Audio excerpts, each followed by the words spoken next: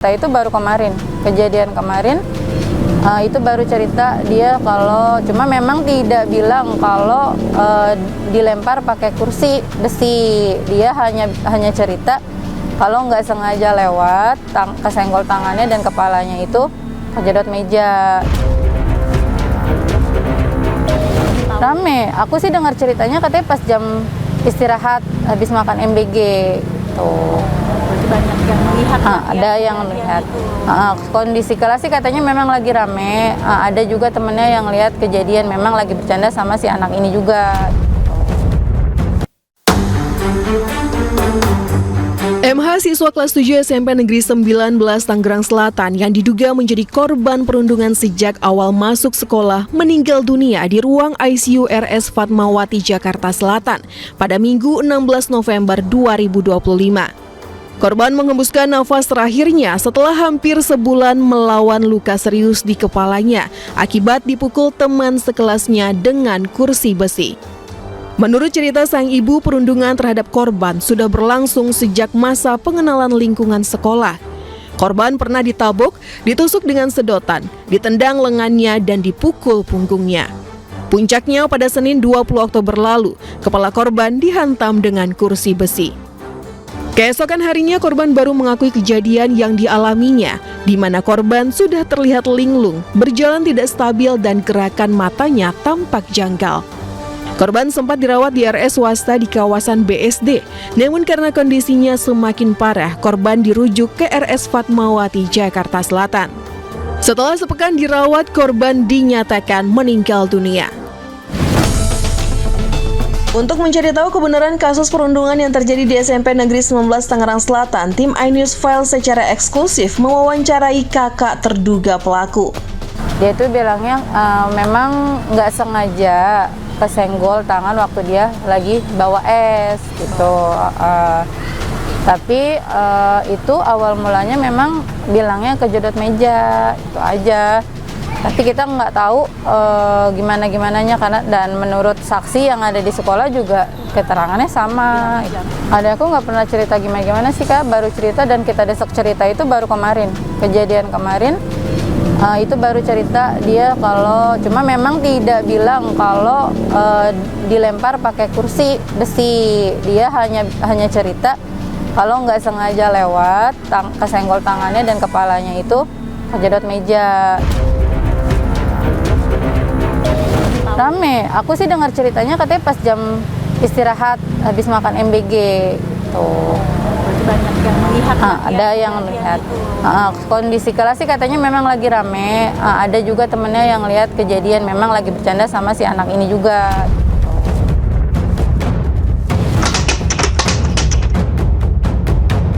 Lebih agak ngedon sih, memang mungkin ya dia juga kaget pas dengar kabar Hisyam meninggal itu. Dia juga sempat diem aja gitu, sampai mikir kok sampai sejauh ini gitu loh, padahal aja tapi kok bisa sampai kejadian kayak gini gitu aja. Cuma memang kita sekarang lagi berusaha buat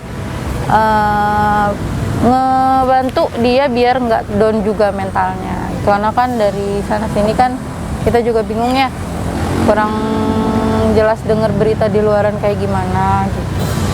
Jadi aku lebih ke psikisnya dulu aja.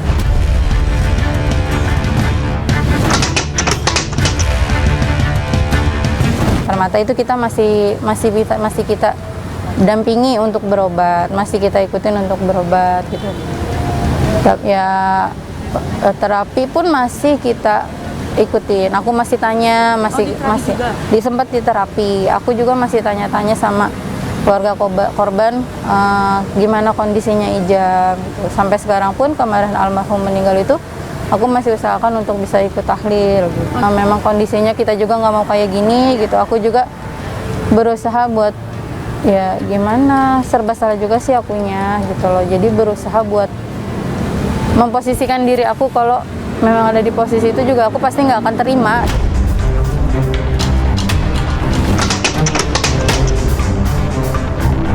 Kalau untuk dari pihak sekolah memang masih kontrol, juga masih dikontrol, terus masih tanya-tanya, aku juga masih sering komunikasi sama wali kelas gitu.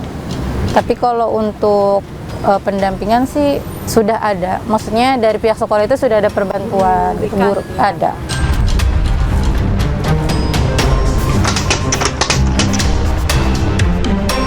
Ya kalau untuk itu sih kita juga kan nggak mau ya Kak kejadian kayak gini. Ya aku juga ngerasain lah kalau aku ada di posisi korban juga pasti aku bakalan lakuin hal yang sama gitu loh. Ya berharapnya sih ini biar cepat selesai aja gitu. Jadi ya untuk keluarga Jam sih saya mewakili keluarga dan adik saya mohon maaf yang sebesar-besarnya untuk atas hilafnya adik saya. Tapi balik lagi ya saya cuma bisa menyerahkan ini semua ke penyidik aja.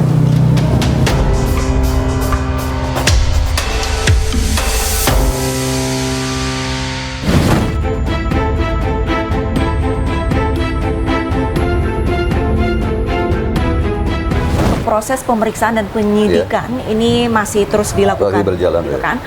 Dari dinas sendiri, apakah nantinya akan memberikan sanksi begitu, baik kepada pihak sekolah jika memang nantinya terbukti adanya pembiaran, dan juga mungkin dari dinas apakah nantinya akan memberikan sanksi kepada terduga pelaku, Pak? Kalaupun nanti terbukti ada pelanggaran, ada kelalaian, tentu ada konsekuensinya, Maka cuman kami tidak boleh mendahului barangkali, jadi kami tetap sepenuhnya kami serahkan kepada pihak polisian. Untuk aksi kekerasan ataupun bullying ini tidak hanya terjadi sekali dua kali, tapi sering. Mirisnya kali ini terjadi di daerah Bapak, di Tangerang Selatan. Ada tidak sih Pak mitigasi ataupun tindakan preventif dari dinas agar tindakan ini tidak kembali terjadi, Pak Deden? Ya, sebetulnya upaya kami dalam hal preventif sudah berjalan, Mbak. Kami sudah kerjasama dengan kejaksaan, bahkan dari 3 tahun yang lalu. Bahkan tidak hanya ke siswa-siswi, juga ke teman-teman guru WP dalam hal ini, supaya paham juga ketika ada permasalahan bagaimana tindak lanjutnya. Memberikan edukasi, apa itu hukum, apa itu pelanggaran hukum, apa itu konsekuensi ketika melanggar hukum, bully, intoleransi, pelecehan seksual, hal-hal itu yang kami taburan juga, hal itu yang teman-teman kejaksaan edukasi. Bahkan ya di setahun terakhir kami juga dengan kepolisian juga kerjasama juga, ada program namanya cegah taburan. Kalau ada tindakan ada kejadian ya sebisa mungkin diselesaikan di sekolah, kalau memang masih dimungkinkan diselesaikan di sekolah.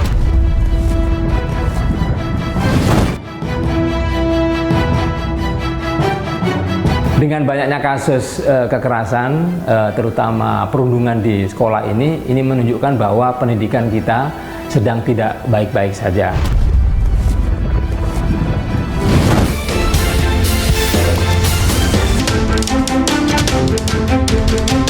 Berdasarkan data Jaringan Pemantau Pendidikan Indonesia atau JPPI, jumlah kasus kekerasan di lingkungan pendidikan dasar dan menengah konsisten meningkat setiap tahunnya. Data ini sekaligus menunjukkan kondisi yang kian mengkhawatirkan.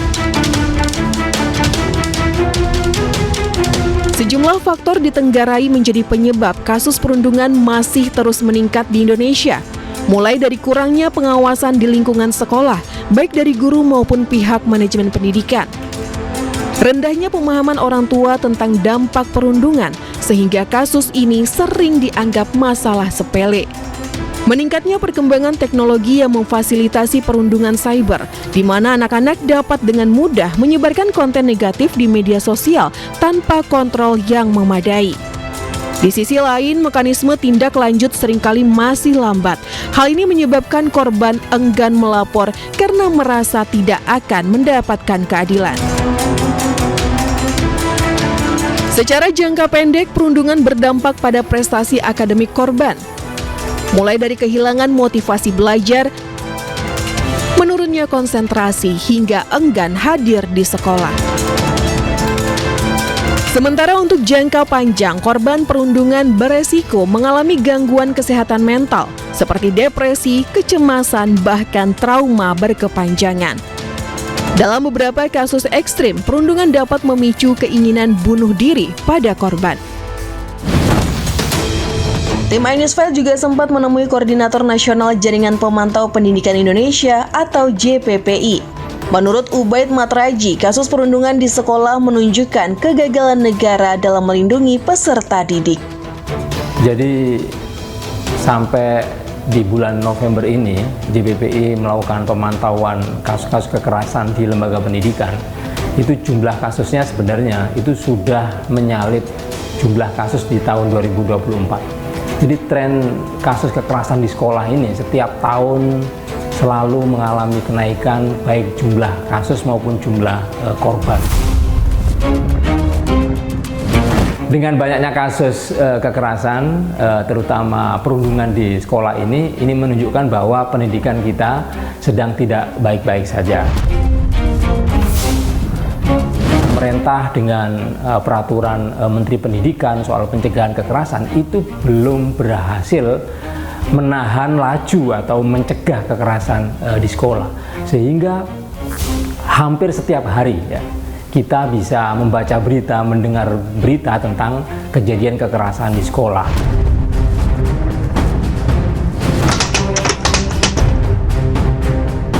Ada dua model kekerasan yang paling banyak terjadi di lembaga pendidikan. Yang pertama adalah kekerasan seksual dan yang kedua adalah perundungan. Dan yang terakhir kemarin yang sampai memakan korban jiwa di SMP Negeri 19 Tangsel itu adalah jenisnya perundungan gitu. Dan memang dibenarkan oleh beberapa pernyataan dari teman sebayanya atau saksi mata kejadian bahwa korban ini menjadi korban perundungan itu sejak MPLS bulan Juli. Jadi ini kan kejadian sudah lama sekali, sudah bulan Juli kejadian dan sampai yang paling parah ini bulan November sampai meninggal dunia. Di sekolah kan ada tim pencegahan dan penanggulangan kekerasan. Ya, saya cek kemarin ke sekolah juga sudah ada TPPK. Di Tangsel juga ada Satgas Pencegahan Kekerasan. Tetapi kenapa Satgasnya tidak berperan? TPPK juga tidak berfungsi sama sekali di sekolah itu. Itu yang kami pertanyakan. Kenapa ini bisa terjadi?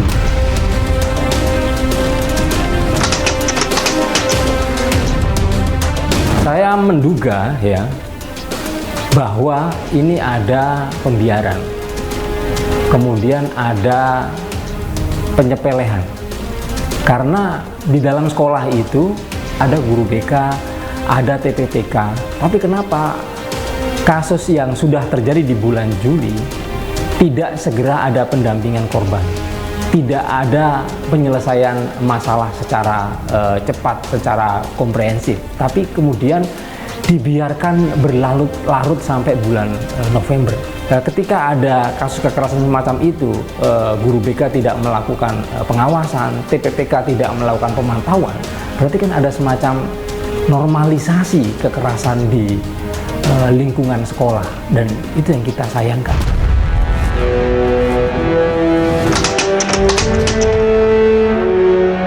Menurut saya ya pemerintah ya, karena pemerintah ini kan yang diberi mandat oleh undang-undang, oleh peraturan Menteri Pendidikan, dan pemerintah daerah ini adalah pelaksana ya kebijakan pendidikan di level kabupaten kota gitu ya. Nah, di sekolah itu ada yang namanya kepala sekolah. Memang secara teknis itu ada TPPK, ada guru BK, tetapi penanggung jawab utama yang harus melindungi anak-anak supaya aman dari perundungan, sekolah menjadi tempat yang ramah anak-anak, itu adalah kepala sekolah.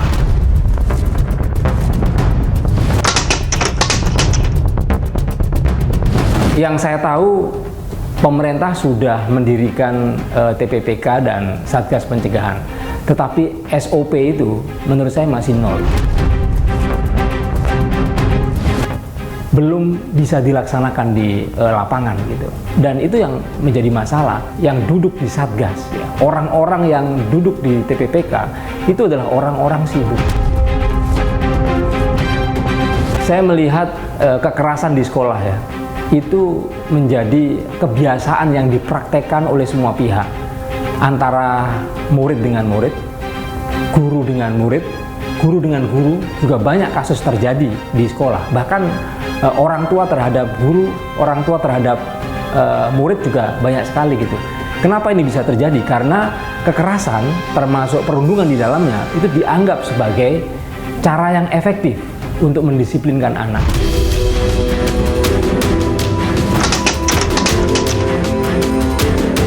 Ini tentu harus menjadi pelajaran bersama bahwa kekerasan di sekolah, apapun itu alasannya, itu tidak boleh dibiarkan.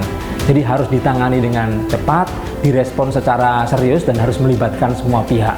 Jangan sampai ditunda-tunda, apalagi sampai terlambat, dan menjadi pelajaran kita bersama kalau kita tidak segera dengan cepat menanggulangi kekerasan di sekolah, itu korban nyawa bisa berjatuhan.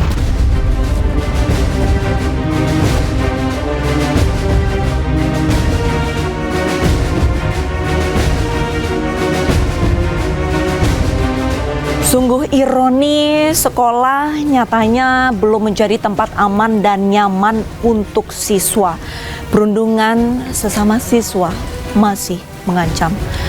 Kasus perundungan di sekolah menjadi persoalan serius di Indonesia. Semua pihak tidak boleh abai agar tidak ada lagi korban-korban perundungan, apalagi sampai kehilangan nyawa. Jadi jangan bilang Anda tidak tahu permasalahan ini, karena kami sudah memberitahukannya.